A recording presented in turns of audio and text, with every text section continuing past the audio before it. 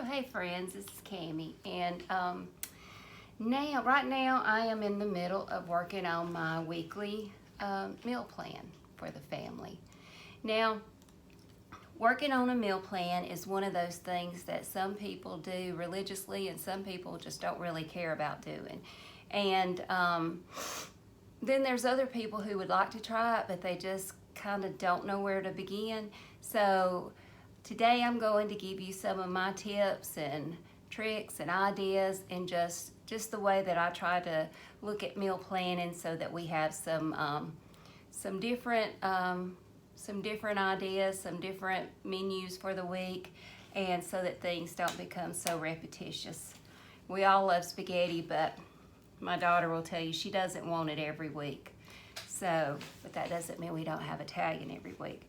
So what I do is I have this book that I just got through Amazon, and it's worked really well. Now this particular one will have a place for your date, and then your Monday through Sunday, your meals, and then over here a place for breakfast and lunch ideas, and then your shopping list. And this works pretty well for me.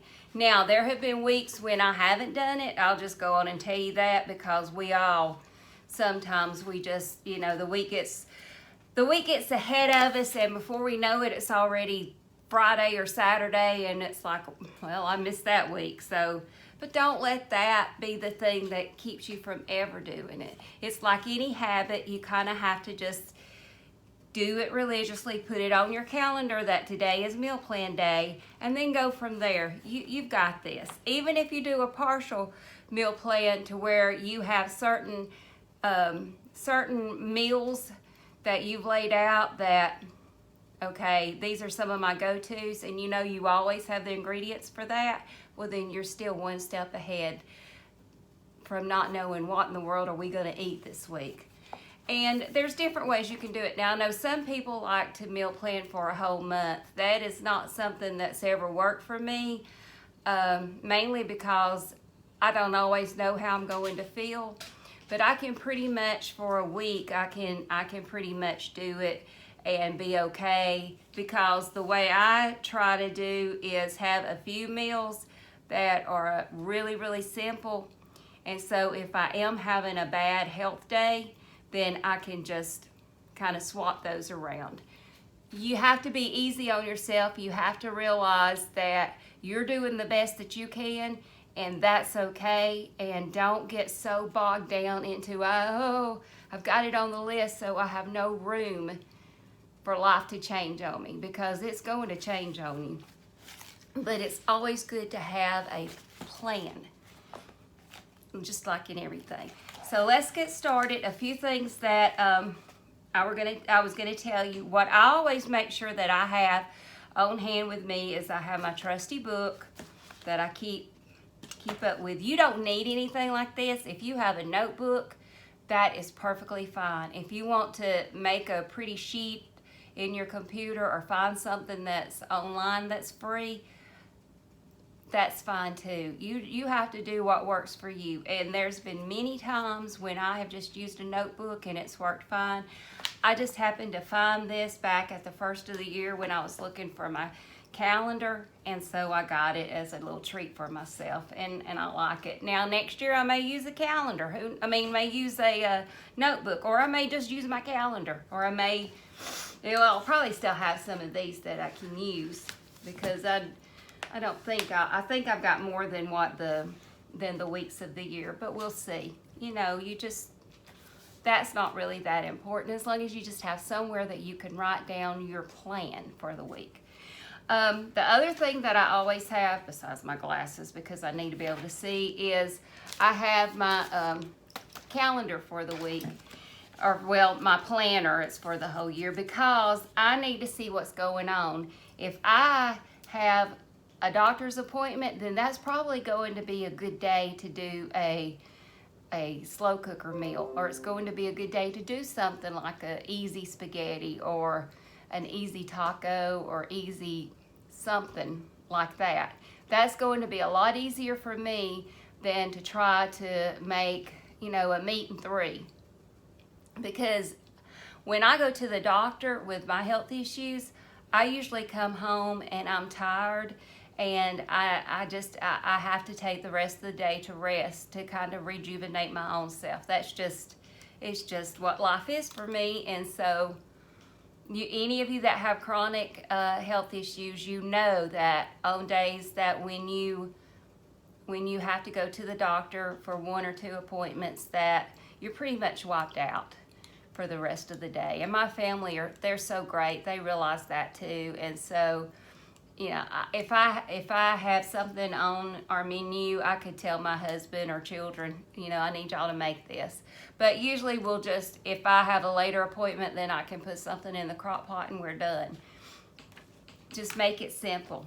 But I always have the calendar because I need to know what everybody is doing. I need to know what days my daughter's working. I need to know, if my son plans on going out after work. I need to know who's going to be at home, because if it's just going to be me and my husband, then I'm probably going to let him grill something, to be honest with you, because why would I want to cook a whole bunch of stuff if it's just the 2 of us and I could send him to the grill? You got to think like that.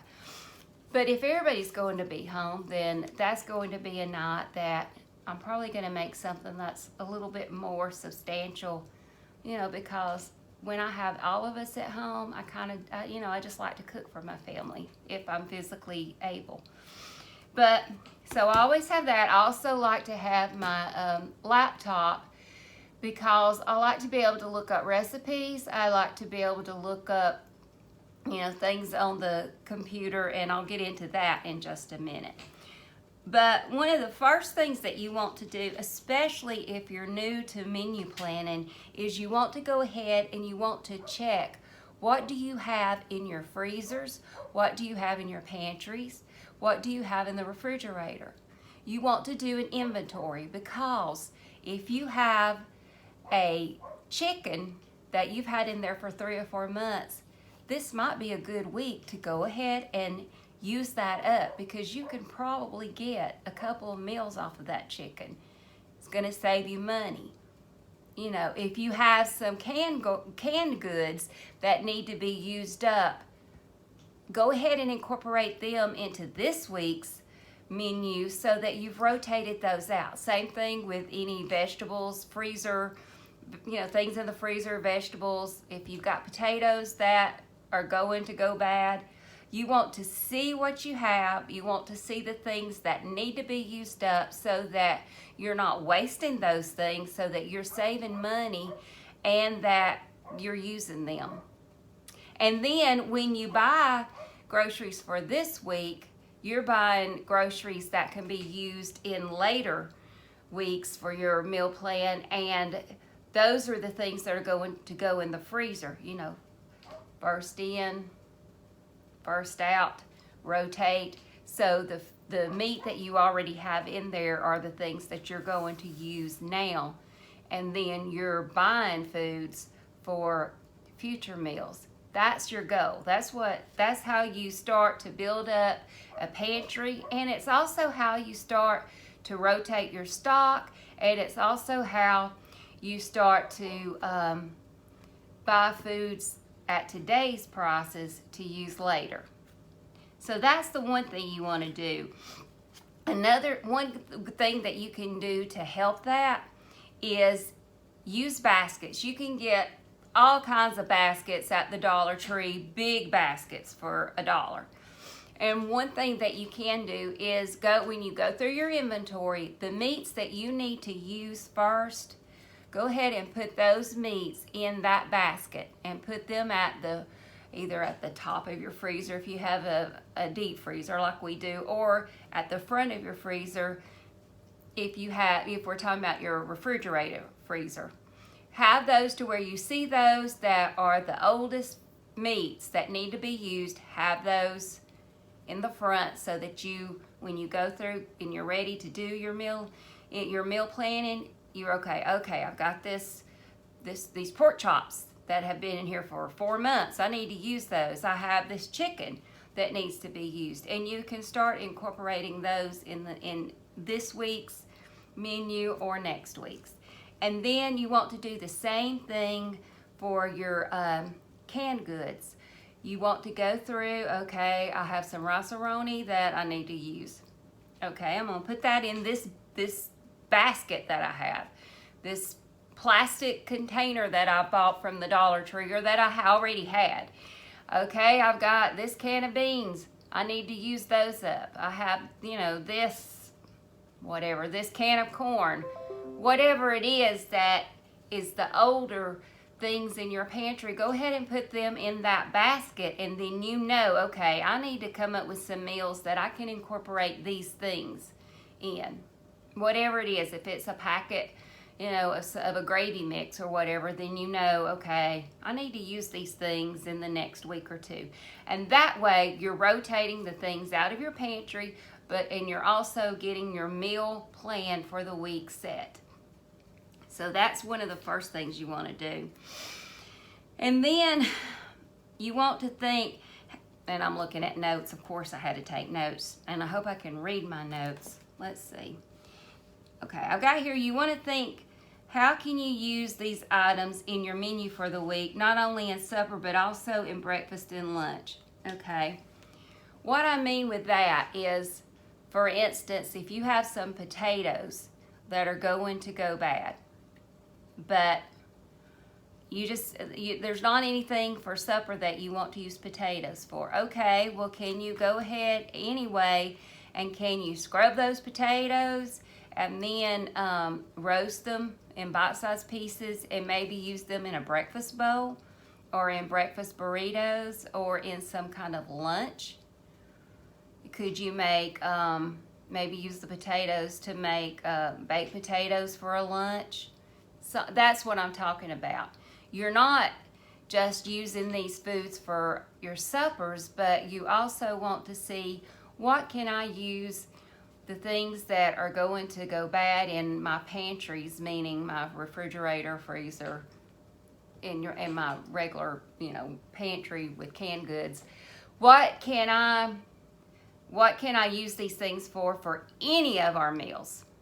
And then that's going to help you not only plan for some suppers, but you can get some breakfast ideas, and you can also get some lunch ideas. Especially say you're looking through and you find, hey, I've got some Jimmy Dean sausage in here. I need to use this. Then you can maybe come up with some things that you can go ahead and prep ahead of time. Like this last week, I prepped some breakfast bowls for the family to have, because mornings are really hectic here between my husband and my two kids.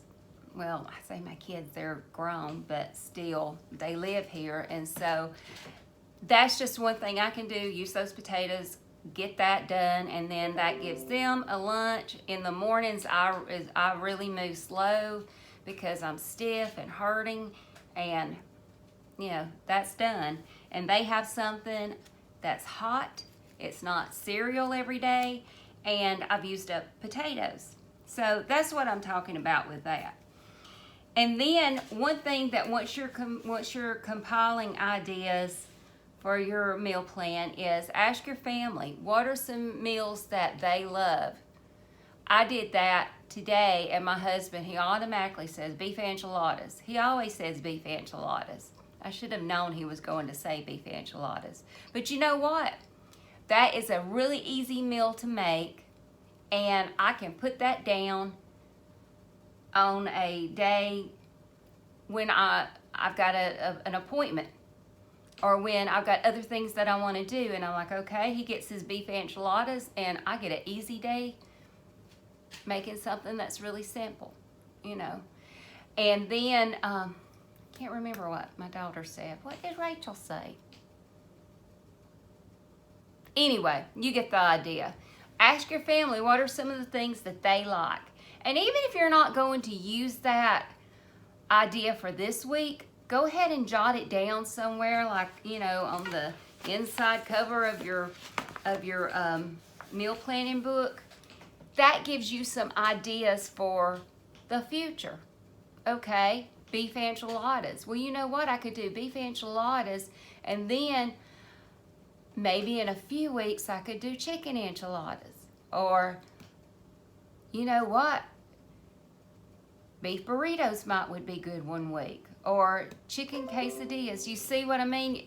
From that one idea that he gave me, you know, I start thinking of some other things that I might can use in the future. And then if you are someone who has been doing meal plans before, or just even if you haven't, think back the last month or 2 months. I gotta have a drink of water. And just think, what did we eat? What did I make? And start jotting that down. Okay, last Sunday I made a roast. What did I serve with the roast? Write down, you know, beef roast with potatoes and green beans. Okay, there's a meal for the future. Okay, so we had spaghetti. One night we had spaghetti, salad, and breadsticks. Or one night I made chicken fettuccine. Start writing those down, and then you will have a list of, you know, potential meals. You'll have some ideas for the future, and it won't be so overwhelming because you're thinking, okay, I've got all of these things that I remember we've eaten in the last few weeks, and everybody loved them, and so, okay, I've got to start. You know, I've got to start right there. And so that's going to help. Now, this is something that is a really good idea. We all have restaurants in our areas that we go to or that we've gone to before. We might not even like the restaurants that much, but we might like the things that are on the menu, even if we don't really like how they cook it. So check some menus out to get some ideas, especially if you've been doing meal plans for a while and you get in a rut and you're like, I am serving the same broccoli and green beans every day or every other day. What else can I make? Well, if you go to a menu for like your local Meat and Three, usually they have about 20, 25 different vegetable side dishes that they serve. So if you look at that, you're going to say, oh, okay, yeah. Okay, I could make cream corn. Oh, fried okra, that's a good one. Or, oh, okay, broccoli salad. And you get what I'm saying? You'll come up with they have 30 different things that they make. And then they also have about 10 different entrees. So if you look at what your local Meat and Threes are serving, if you're trying to find something to make for like a kind of southern or soul food or, you know, just that good comfort food, home cooked meal, look at their menu. Or like Cracker Barrel's another good one. You know, you can see, oh, okay, chicken and dumplings. That sounds good. Okay, I'll make that. And then let's see. Oh, okay, I could make, okay, turnip greens could be good with that, or fried okra, or green beans, whatever. And you're like, okay, I never even thought about chicken and dumplings. But that sounds good. That is something different. Same thing if you're wanting to make Italian. You know, let me look at the Olive Garden menu. What are they serving? Oh, okay. Oh, I could do ravioli. Okay, I never thought about that. I could make that. Even if you don't make them from homemade, you can get some pretty good cheese ravioli from either Costco or maybe Sam's Club. We're going to Sam's Club tonight, so I'll have to check. Do they have ravioli? Or even at the grocery store, you can get ravioli. That is something different from the spaghetti. You just get the ideas from the menus, and then you can come up with something. You can do it with Mexican, you can do it with Chinese, whatever. Get you some ideas from looking at your menus. If you have like, you can do it online, but if you have like a folder full of menus, you can look at them that way. That's a good idea too.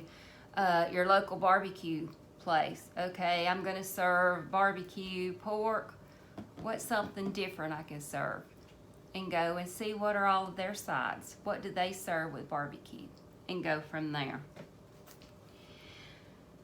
Okay, I think I said this, but I'm going to say it again. And this isn't just when you're starting out, but when you are starting out, this is really great to make that master list of entrees and then potential side dishes.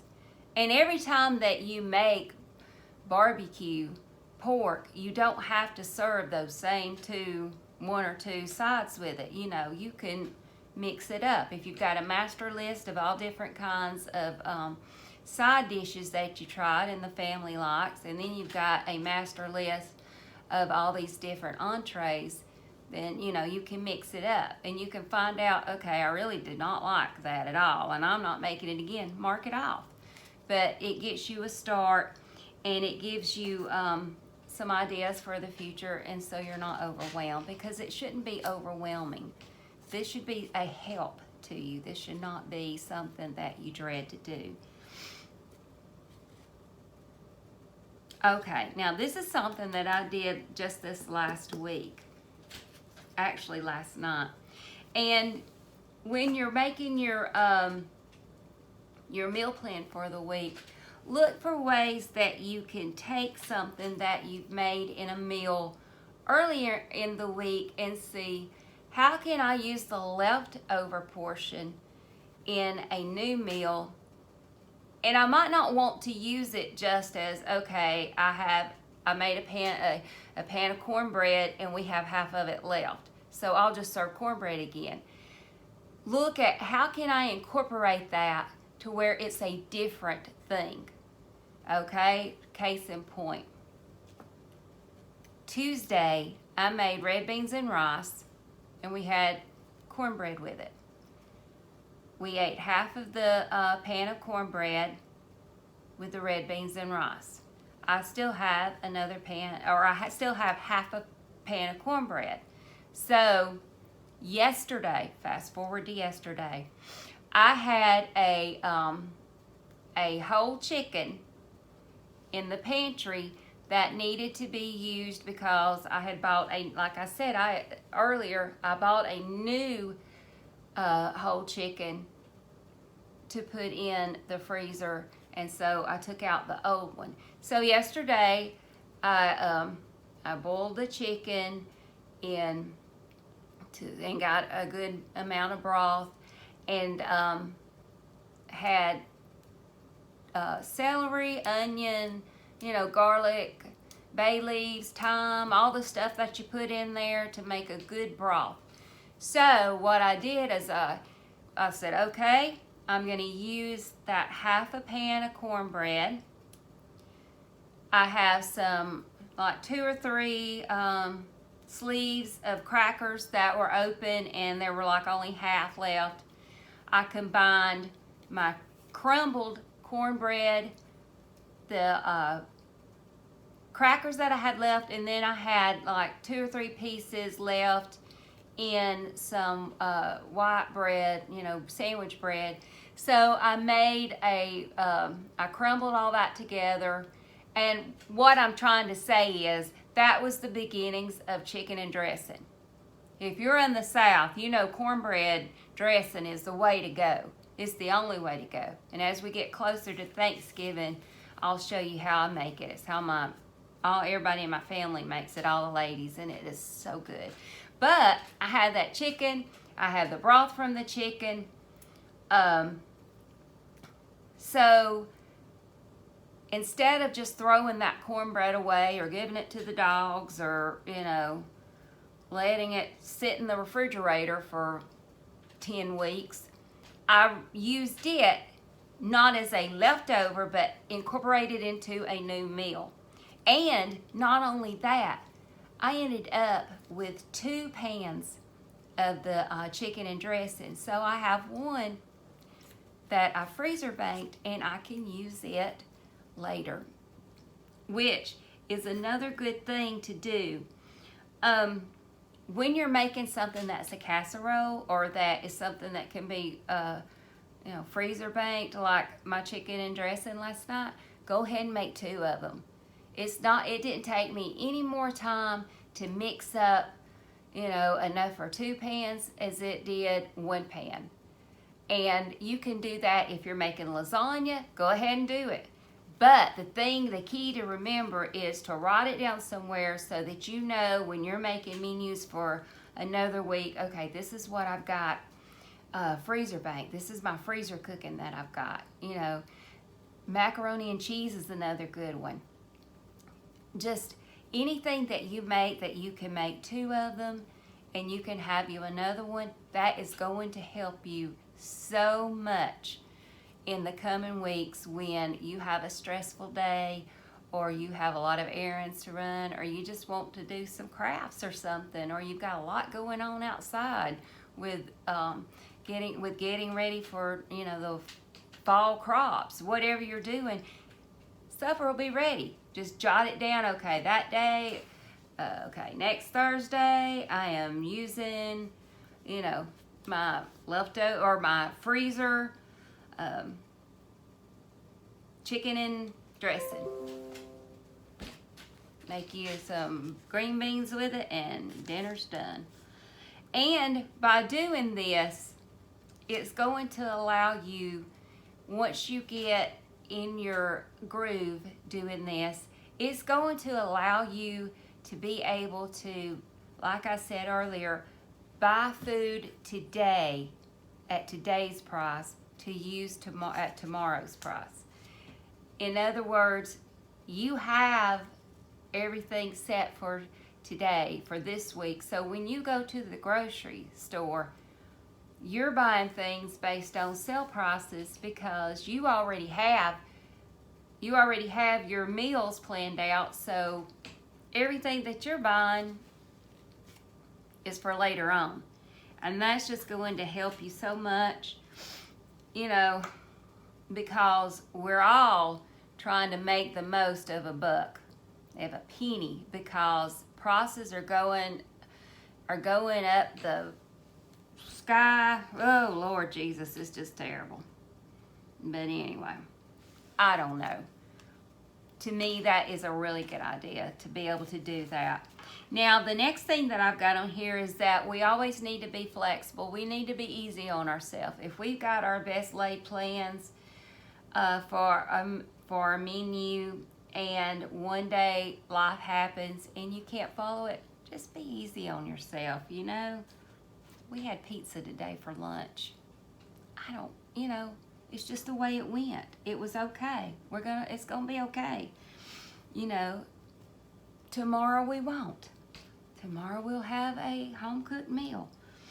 You know, but having your calendar with there is going to help you be flexible because you're going to be able to anticipate a lot of things. You're going to be able to anticipate, you know, it's Friday night, one kid is working, one kid has a date, or both kids have a date. It's just my husband and I. Mama's taking the night off. And do not feel like you have to put something down for every night. If you need a night off that you don't cook and you can afford to do that, Friday night, kitchen's closed. And so we either eat leftovers, we can get something inexpensive. You know, somebody else is in charge, but Mama's got a night off. And there's nothing wrong with doing that. If you can afford it, and or you can, you know, make arrangements to have that be part of your budget, then just budget for it. And every time, you don't have to go to somewhere really expensive either. I mean, you could go to, you know, the local meat and three, or you can go to, you know, wherever.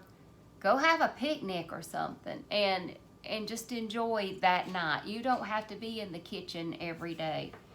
I firmly believe that, because I'm not cooking tonight.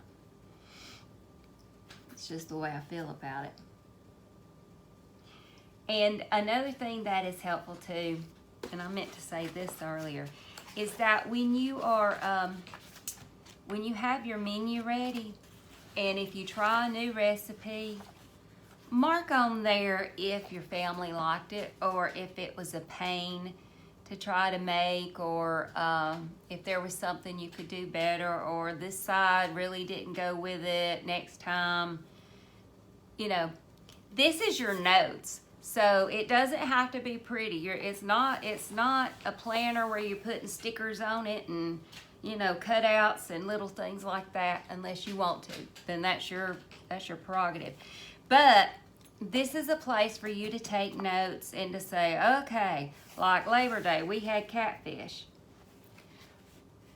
I think I used too much seasoning. It was okay. I just think I used too much seasoning.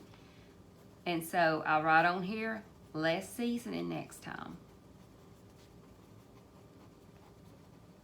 Okay?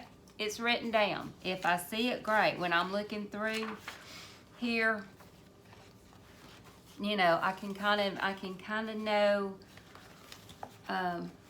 what I felt about that.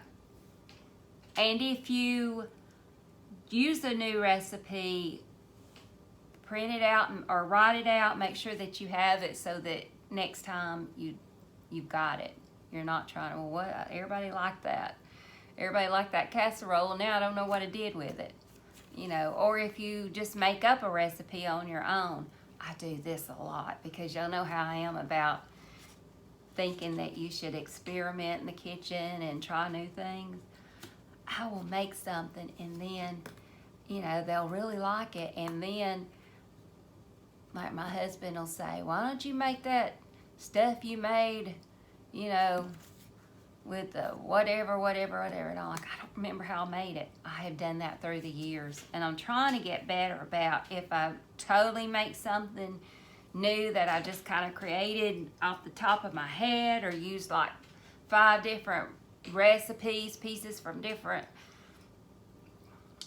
recipes. I'm trying really, really hard to write that down and try to remember it. But sometimes I don't. But if you can do it, if you can remember it, then that's great. Because then you can write it down, and you can, next time you'll do it the same way and it'll be good. One other thing I wanted to tell y'all is that, okay, we bought these back. They were buy one, get one free at one of the local stores a few months ago. Well, we were on vacation last month for a week down at the beach, and in fact I've got a video that I've got to edit for y'all that I want to get out sometime, but I haven't been ready to do it yet. But anyway, okay, we took a pack of these to have down at the beach for something different and kind of economical, and just when we wanted to stay in one night. They were stale. So I was like, well, great. I bought these, got a good price on them, but they're stale. So when you come across something like this is just another idea about, you know, don't let it kind of throw you. Because I was thinking, I've got 3 more of these because it was buy one, get one free, and I bought 2, got 2 free, because you would think that these would be really good, you know. So I got to thinking, well, wait a minute. They might not be good for, like, just to make tacos, but I can crush these up, and even if they're a little bit stale, they're even stale. I mean, and we had put them in the oven and they were stale after. I mean, they just didn't have any crunch. But I'm thinking I can take these and I can crush them up. And if I make some kind of, like taco casserole to where you would bake them anyway, then I can use them. So my point in that is that if you try something, or you get something, and like in this case, these are stale, or that one box was stale, so now I don't trust it. Think, what else can I use? What else can I use it in? What else can I make? And then that will give you just one more idea of something. So I'm going to look on Pinterest and see if I can find some Mexican casseroles using crunchy taco shells and crush them up. And then that way, if I like it, well, next time when I get a buy one, get one free, even if they're not stale, that gives me another idea of what I can use it for instead of just regular tacos. Or if I have like some, like the tortilla chips, same thing. If you know how they'll start getting a little bit stale after, if you've opened them up after a while, gives me another idea. Taking something that on its own isn't good anymore and turning it into something else that you can use and stretching it for one more meal. I subscribe to a channel. It's one of those big family channels with the Christian family, and the channel is called Amy Marion, and she is just the sweetest Christian lady, and she homeschools. I absolutely love all those channels like that, like Andrea Mills and Jamariel Stewart and Our Tribe of Many. I love them. I guess because I was the youngest of 9. I don't know. I just love all those big families. But she has a saying that I absolutely love when she's talking about, she does a lot of meal prep and she does a lot of kitchen, putting things together to make things. And she calls it gathering your fragments. And that comes from a verse in the Bible. And to me, that is just, I love that, because that's really what you're doing when you're cooking. You're gathering your fragments, especially when you're cooking on a budget and you're trying to stretch what you have and you're trying to use the things that you've bought, the things that, the celery that might be going just a little bit limp, and you need to use it, or these taco shells, or my half a pan of cornbread. You're gathering your fragments and you're using those to make something great, to make something good for your family. And your meal plan, guys, is just a tool that helps you do that, and it gives you a plan for the week. And don't make it stressful on yourself. I hope some of these tips that I use, some of these ideas will be helpful to you. And just be good to yourself. Be gentle on yourself, because, we can get so bogged down in having things perfect, and none of us are perfect. Most of all that we can do is we can plan, and we can hope that each day our plan A is the plan that we get to use, and sometimes it's plan B and sometimes it's plan C. But if you have a plan A, at least you've got to start. And this is what a meal plan does for you.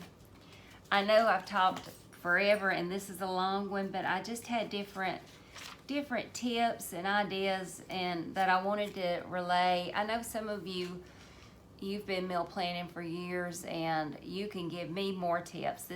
And I'd love to hear those tips in the comments, because we all can learn from each other. We all have to have each other's back and help each other. And there may be some of you who have never meal planned, or you've never even, it's not something that you've ever tried to do, but you would like to do, because you would like to use the things that you have in your pantry in a more efficient way. And you hate it when you have vegetables like I do. Sometimes, one day strawberries will be great, and then the next day you go and you look and it's like, what is all this on here? It's like, what is on my strawberries?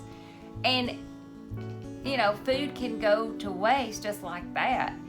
And some things we can't help. You could watch strawberries and blink your eyes and then there's white stuff on them. You know what I mean. But if we have a plan set out, we know what we need, we know what we know what we have, we've inventoried it, and we're using the blessings that that we've worked hard for, that our husband or our wife or our significant other or our kids, whoever is paying and contributing to the household budget.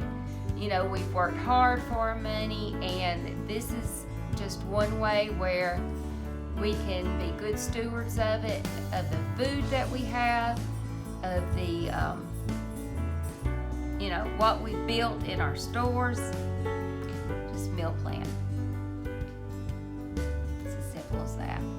And you'll have so many good ideas, so many different yummy recipes.